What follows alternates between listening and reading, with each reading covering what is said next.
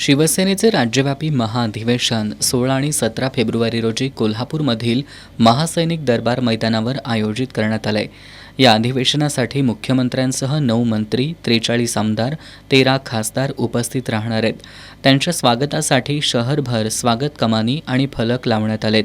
अधिवेशनासाठी भव्य मंडप आणि व्यासपीठ उभारण्यात आलंय. 1.5 दिवसांच्या अधिवेशनात 3 सत्र असणार आहेत. पहिल्या सत्रात पक्षाच्या संघटनात्मक बांधणीवर चर्चा करत पक्ष संघटनेचा आढावा घेतला जाणार आहे. यासह पक्षाच्या दृष्टीनं महत्त्वपूर्ण राजकीय ठराव मांडले जाणार आहेत. दुसऱ्या सत्रामध्ये राजकीय ठराव मंजूर केले जातील.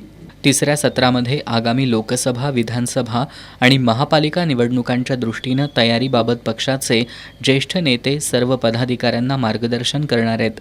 या सत्रात वरिष्ठ नेते आणि पदाधिकाऱ्यांमध्ये खुली चर्चा देखील होणार आहे. या महाअधिवेशनाला राज्यातील मंत्री आणि दिग्गज नेते, पदाधिकारी उपस्थित राहणार असल्यानं या ठिकाणी सुरक्षेच्या सर्व उपाययोजनांवर विशेष भर देण्यात आला आहे. अधिवेशनाच्या परिसरात आजपासूनच कडेकोट पोलीस बंदोबस्त ठेवण्यात आला आहे. आज पोलीस अधीक्षक महेंद्र पंडित यांनी अधिवेशन परिसराची पाहणी करून उपस्थित पोलीस अधिकारी आणि कर्मचारी यांना आवश्यक त्या सूचना दिल्या.